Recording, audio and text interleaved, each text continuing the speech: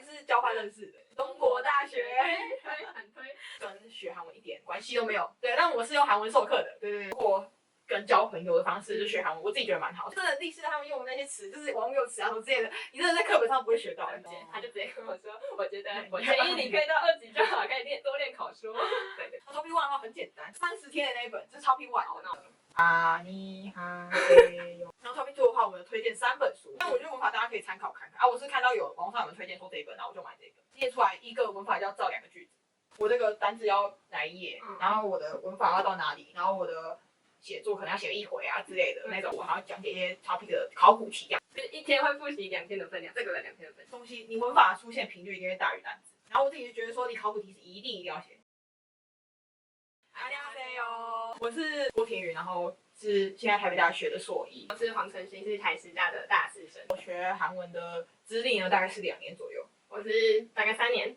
为什么想学韩文呢？我吗？因为我很喜欢看韩剧，我很小的时候就开始一直看韩剧。我也是很喜欢看韩剧。对啊，我就因为喜欢看韩剧，然后所以就觉得很好听韩文很好听，然后想说就是学一下这样子。又刚好学校蛮多韩文课，然后想说可以学一下第2个外文。然后我稍微讲一下就是我们的学习历程跟学习的韩文的方法。有一个暑假，我记得2021年的暑假，然后就是疫情很严重，然后大家都不能出去玩啊什么之类的，然后想说闲闲没事做，想说来学一下韩文好了，就是看那个 YouTube 的影片，然后就学那个40音。对。我也有看，我一开始学的时候，就是我大1开学前的时候，我也有看。因为我那时候就是我们学校的韩文课很热门，所以韩文1基本上选不到。所以就是我想说就先学40音，然后学完之后直接就选韩文2，这样的话也比较好选课啊，然后也可以直接先比别人快半年这样。我那时候学那个 YouTube， 我是学那个 DamnQ 发音的影片，我觉得做的还蛮好。这2个礼拜内就是不管怎样，就是每天听，然后你就会学会，不用背，真的不用背，真的不用背，你就会学会。我学韩文课的话是韩文2半年，然后韩文3跟4我是一起上的，这是半年，所以这样的话就学起来是1年这样。之后就去实习，之后就没有去碰韩文，但是实习完之后就去交换了，就是我们2个是交换认识的。对，中国大学，很推。我自己没有选修，就是那种像他有选修那个 topic 的那种课，就是我自己就是有选修韩文的课程，但是韩文课程我是选剪辑，就是跟学韩文一点关系都没有。对，但我是用韩文授课的，对。韩文听力。对，韩文听力练习。那我觉得真的会有多少会有帮助啊，只是其实老师讲的会对你来说会蛮难的。对，然后我自己觉得说就是透过跟交朋友的方式就学韩文，我自己觉得蛮好，所以我是没有上语学堂，但是他有。对，等一下会讲。对，等一下会讲。但他上语学堂，然后我没有上语学堂，然后我是想说用交朋友方式去学韩文，因为是这样，一来是就是比较可以学到他们那个当地的那种韩文啊，就是因为他们有些真的历史他们用的那些词，就是网友词啊什么之类的，你真的在课本上不会学到。我就有参加社团，然后他有参加社团。对，我们是同一个外国人的那种外国人教的社团，在哈兰家。对，然后他就是会介绍，可能就是外国介绍外国人是说韩国的文化，或上课上一个上课，然后结束之后会一起吃个饭，然后所以你就可以跟韩国人就交朋友啊什么之类的，就是在那个过程中。对啊，然后我还有加热舞社啊，但是热舞社的话就是他们就是跟外国人教授完全不一样，他们就是很韩国的，然后他们就缩写是真的一直在用缩写啊，他不会 care 你怎样，就是把你当成韩国人，然后这也蛮好的。可是就是你真的看不懂对，康桑米达，就是在交换的时候看剧的时候，不知道你们就是看 Netflix 或者是什么之类的，然后其实因为你在韩国，然后对，它是只有韩文字幕跟英文字幕。我有 VPN，我们学校的。我都没有 VPN，然后我就真的就只用那个用韩文字幕去看，或者是英文字幕，然后但是可以练听力，真的还不错啊。蛮好。对，然后回来之后就是有跟韩国朋友之间联络啊，然后是讲电话，然后这样的话就可以。社牛。抱歉，就是然后增进感情。然后就是增进感情之外，然后还可以就是这样子培养你对韩文的那个语感，对，蛮好的。然后我朋友还有帮我就是修改文法句子，赞，谢谢老师。我在你苦猫哦。比较正经。然后我的话就是我刚才前面有说，我是上学校的韩文课，然后是大1的时候开始去上，因为我们学校分初级跟中级，然后初级1、2，中级1、2这样，然后就是我学到就是总共4学期，然后我到大2下就是学完高丽大学第2本那个。你们是高丽大？对，我们是首尔大，教材比较贵。你们好像我记得高丽大比较重文法。对，它文法是还蛮多的，然后首尔大很多单词比较不一样。对，我没有看过首尔大。好，反正就是我在课，就是我这个过程中，其实我就学校上课，然后写作业跟应付考试这样，其实也没有到很认真在学韩文。对，也是啊。然后就是大3上的时候，因为学分就比较多，然后我又没有去选韩文课，就是因为他高级韩文撞到我必修课，然后就没有去，然后所以我就没怎么碰韩文，然后到就是一直我就真的直接去韩国，然后那时候其实我口说什么都超级烂的，然后我就去韩国交换。刚刚学有时候口说很烂，然后就是我去语学堂最后是被分到2级，因为我大概我自己的文法那些程度大概是2到3级之间，所以我那时候有说我想要升级到3级，但因为老师是用口试，然后我就他就直接跟我说，我觉得我建议你可以到2级就好，可以多练口说。对对对，就是这样。然后就是语学堂的话，我觉得中国的语学堂是还蛮不错的，因为就是老师真的很亲切，然后也会就是有问题他都真的会很愿意去解答这样。然后其实也有课堂上也蛮多口说时间，然后就是可以跟不同国家的人去认识。对，我们国家超级多的，有什么最特别的，对，我们真的很多因为我念不出来国家名字那种。哦，没有。等下有意大利跟这是什么国家啊？斯洛伐克跟意大利。他还念不出来。我在想是哪？大概就是好几个国家同学这样一起讲话，还蛮对听力跟口说还蛮有用的。对，然后就是我在交换我选的课是像前面有讲 topic 课，然后就是老师他会用 topic 的题目然后去讲解，对，然后就是也会针对写作去练习。像我觉得自己觉得53题那个小作文还蛮有用的，它有整理一个很好的表格。就是我还有上有差，对不对？我就没差。所以有老师啊。不一样，家教啊，不是啊，可是真的韩国人不懂 topic 也是的，对啊，合理啊，有听说他们还是会写错，就是不一样，真的不一样，因为就是外国人考 topic 就是会需要一些技巧，对，但他们不知道这个技巧，因为他们就是一个很稀松平常的事情啊。那我们稍微介绍一下是读韩检的方法，然后就是我们有考 topic 1跟 topic 2，然后那时候去韩国之前，我的级数是2级，就是 topic 1的那个满级。应该也是吧，对啊，就是都是 topic 1。topic 1的话很简单，我跟你讲，就是有一本单字书，不要，这个我跟你讲，这也可以，30天的那一本，这是 topic 1。哦，那我没有。对 topic 1，就我就只有靠那一本而已。你就跟你讲，就那个背完结束，然后可以继续考了。我是差不多大2上去考的，所以是学到高丽大学1完，然后就可以去。对啊，就差不多，就所有大学就是大概也上完1就可以了。对，甚至不用到1，我那时候就是我好像有趣的韩语课，韩国语，然后那一本上完之后就可以去考了。对，但这很简单。那个1跟2的那个真的是鸿沟。对啊，所以你那个2级到3级很难。对，超级。所以那时候我们那时候就觉得说，你有考过？没考过3级，在我大2下的时候，还在学高丽大学第2本的时候，然后我也想要尝试看看。对，因为我没有很认真。反正就是我们那时候就是 topic 1是用，就是我是这样准备，然后他好像就没有什么准备，反正差不多，这真的是只要如果你真的想要学的话，我是觉得你用一本单词书就可以解决了。然后你一般的话，而且它听超简单的。真的。啊你好，大概是这样哦，真的是你自己去听听力，你就写一下考古就知道了。然后我们讲一下topic 2的部分。然后 topic 2的话，我们有推荐3本书，我自己有推荐3本书。然后第一个这本，你也有对不对？对，对啊，这一本真的很赞。它60天，但是其实它后面很多是那种什么比较长的那种谚语。对，那谚语我就放弃。就是我觉得可以斟酌一下，对，斟酌一下。因为考试大家就考1题。对，然后又不一定碰到。但是我觉得这本真的要背熟的话，真的有差。然后再来是文法的部分，文法的这一本，我觉得同一个出版社可是不一样。但我觉得文法大家可以参考看看啊。我是看到有网上有人推荐说这一本，然后我就买这一本。然后这个就是150的文法，我那时候真的有读完。我也有读完我那本，但是有的都忘记了。真的会忘记，就看到而且会搞混，然后就是文法是超级多的。就你可能看文章你知道它什么意思，可是你不会用，就是要照觉得不太会用。但是我这个怎么读的，我先跟大家讲，就是我这个不是150个嘛，然后每一个文法我就会列出来一个文法就要造2个句子。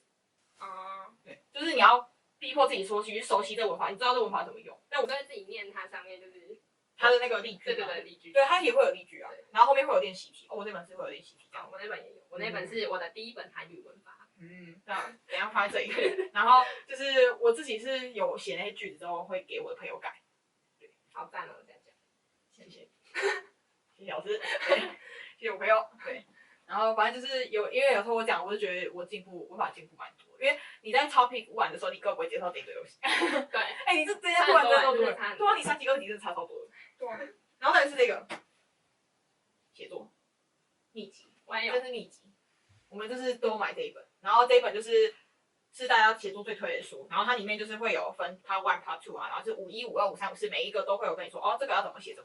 但我自己是觉得说54可能帮助没有很大，我是建议给听6级的人就可以。对54大家加油。但是因为我们就是都没有考6题嘛，对，给大家参考一下。对，然后这个部分就是我自己觉得53题很重要，然后51、52的话可以练那个感觉啦。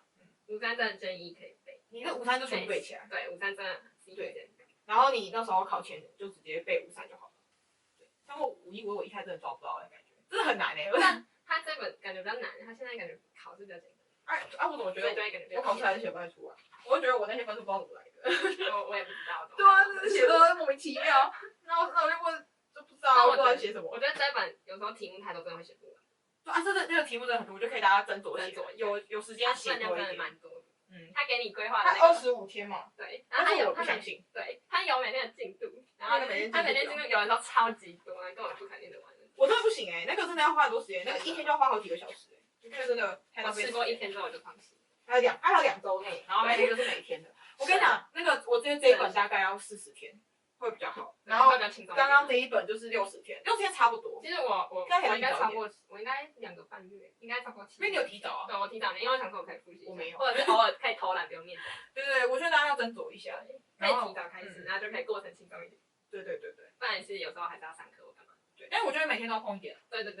我是每天都有安排进度，就是我有一个进度表，然后可以给大家秀一下。然后反正就是我有一个进度，然后每天规定我这个单字要哪一页，然后我的文法要到哪里，然后我的写作可能要写1回啊之类的那种，我觉得多少风险会有差，那个逼自己我觉得那时候真的在逼自己。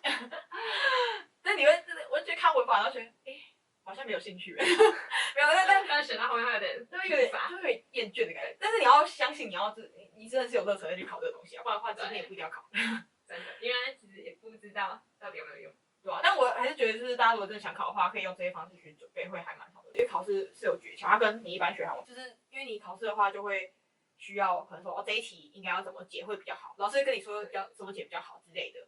就是老师的话，我也是看那个 YouTube 那个直播影片，就他有一个，都没看到，但我觉得那种讲真的蛮好的，有点懒得看。他是一个韩国人，然后就是他的 YouTube，然后会直播，然后讲解一些 topic 的考古题然后一题讲为什么要这样写，为什么要写，然后我觉得他讲的蛮平易近的，然后蛮好的，因为他是用全韩文，因为他是韩国人这样子。有点认真啊，你还在上面回答问题。然后他说这个是第几题，选项题这样子。对啊。然后我自己是有买一本什么《新韩检完全解密忠告集》，一本粉红色这样。然后就是它也蛮好，就是它都会有就是针对各个题型的解题方式。然后，但是我自己就是练习了一些听力跟阅读而已，就也没有太认真的看。尽力准备，然后就是大概可能买个3本左右，就是单字1本，然后文法1本，然后写作1本。然后你要挑的话，可以用我们这些书去参考，但是也可以你自己斟酌一下。对，因为这也只是我们自己在用。对，你就翻看，然后觉得这个好像你这个排版比较 OK，那你就买那一本这样子。我就以大家为主。没有业配，没有业配，业配可以找我们。欢迎。稍微讲一下，就是我们的，就是我自己觉得说考试是有诀窍的，然后它也是有一个镜头，因为你考完就没了。对，你告诉你现在考完有在读书吗？没有。给大家大概2个月左右可以准备总集，他在2个半，他那时候算2个半，然后是大概2个月，就是我是先做一次考古，然后就是大概了解一下自己的程度啊，或者是你假设说这会考，怎么考对分数？对，真的会那个感觉第一次做的时候就什么都不会的时候做。我是直接开始准备，因为我觉得感觉也会错1对就算了。确实啊，真的错的，因为懒得订，真的不。我甚至根本就没写完，就觉得怎么那么难，然后就是说一定要开始认真准备这样。那我觉得就是可以让你说，就知道它真的很难，对，先下嘛。这也是说想要就是了解自己的程度，然后说假设我这样听完说，其实听起来说对我来说没有到很难，然后阅读看真的好难，所以知道说自己阅读要再多加强这样。但你是阅读比较好？没有，我最后听力比较高。都会这样。我后来阅读高听力高，阅读6分。就我以前考试的都是听力一定比阅读慢，可是我觉得我去韩国之后就是听力进步蛮多，就像我以前考英听那种，也都是英听会比阅读慢。所以我觉得语言是需要一直去听才有，就是我自己听力比较烂的话，我是需要一直去。然后我自己觉得说，就是前期的话，你准备前期的话，大概可以就是背单字啊，然后背单字，然后写文法，你这2本先解决掉。然后就是这个的话，我是就是大概前期的几天开始念，然后就每天1篇，然后大概到一半的时候，然后我就复习前面的，然后可能就是看每天进度能多少，然后就是大概1天会就是1天会复习2天的分量，这个的2天的分量。我根本就没有复习，然后根本没有时间复习到差不多50天左右。他很厉害，我没有时间复习。但是我自己觉得说，就是如果你时间的不够的话，你就先把文法做好，因为文法来说，其实你看不看得懂很重要，相较于单词，就是那个投资报酬率的问题。但其实我觉得单词蛮重要。确实啊，但单词就是因为它有很多，它总共有那个2400，看完1遍就可以了，这是150，最少1遍啊。对，就是因为有些东西你文法出现频率一定会大于单词。所以投资报酬率来说，会先，如果你真的时间真的很不够的话，你就先读文法，然后单字的话，我记得它这本好像按照出题频率，然后所以你前面的你尽量读，因为前面的话出题率比较高。我自己觉得说这个是写作部分，如果想要练，真的好好想要练写作的话，你要平常就可能写个，就是你要手写韩文的习惯，然后你才不会下笔觉得很慌，对，这样那种感觉。哈，要写什么？他写这么多，怎么可能？那种感觉。那我觉得你平常可以写个那种短短的那种一点点的那种韩文日记就够了。然后尽量可以写，就是可以找难一点的对练习，不然就是有时候如果你在写作的时候写太初级的文法，其实反而也不会有什么东西。对。然后我自己刚刚说的就是，可能这个40天左右去预留，这样子会比较好。然后25天会消化不掉，而且会很懒惰。就是、对啊，真的念不完，一天念很多你就不会想念。突然觉得好累哦。然后安排每天进度，然后要留给自己一定的弹性，就是可能会有突发事件，你那天身体不舒服啊怎么办？就没办法读书啊。或者是懒惰。对，或者是你会懒惰，对不对？就要预留个几天，这样比较 OK。但是还是要每天自己读韩文，会比较好。尽量可以就是多看韩剧啊，然后韩综啊。对。然后那时候可能你休闲娱乐就是这些，然后可能就要开韩文字幕会比较好。然后我自己就觉得说，你考古题是一定要写。对，我是大概考前1个礼拜开始写，然后我总共写4回，然后写3回。哦，因为我前面没有写过嘛，然后我后来写的时候就大概等级大概在4到5级之间，就听力跟阅读，就是如果加写作基本分数这样子。然后我就想说，那我就目标再定高一点，定个5级这样，然后就比较认真在订正的。5级大大没有，5级大大没有，5级大大，6级大大很多。唉，我那时候也是写差不多，但是他还是比我好一点，我记得那时候分数好像大概有比我，然后结果后来去考的时候就是4级，虽然没有很意外，但是觉得说这分数很低，就是真的就超出我预想的还要低，然后就是比我任何一次写考古都还要低。我想啊，怎么会这样？而且都只有这么少分，什么意思？我是自己吓到了。我自己听力跟阅读其实是差不多的。你说跟你平常写差不多？对，就是我掉很多。然后我写作是蛮意外的，就是这有点低分。好，我写作才37分，我原本预定50分，我还20分呢。好哀伤哦，对吧？